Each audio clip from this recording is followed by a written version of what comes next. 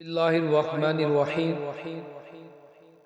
صحابہ رضی اللہ تعالیٰ عنہ کے ہنسنے پر حضور پاک صلی اللہ علیہ وآلہ وسلم کی تنبیہ اور قبر کی یاد۔ نبی اکرم صلی اللہ علیہ وآلہ وسلم ایک مرتبہ نماز کے لیے تشریف لائے تو ایک جماعت کو دیکھا کہ وہ کھلکھلا کر ہنس رہی تھی اور ہنسی کی وجہ سے دانت کھل رہے تھے۔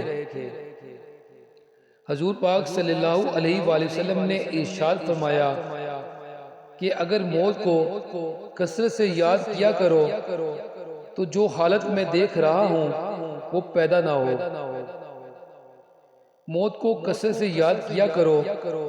قبر پر کوئی دن ایسا نہیں گزرتا جس میں وہ یہ آواز نہ دیتی ہو کہ میں تنہائی کا گھر ہوں، میں مٹی کا گھر ہوں، میں کیڑوں کا گھر ہوں۔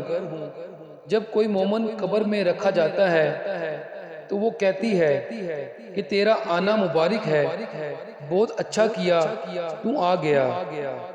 جتنے آدمی زمین پر چلتے تھے تو ان سب میں مجھے زیادہ پسند تھا، آج جب تو میرے پاس آیا ہے تو میرے بہترین سلوک کو دیکھے گا۔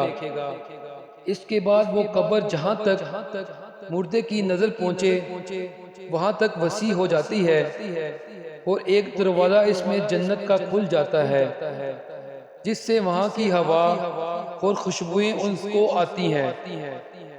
اور جب کوئی بدکار قبر میں رکھا جاتا ہے تو وہ کہتی ہے تیرا آنا نامبارک، برا کیا جو تو آیا۔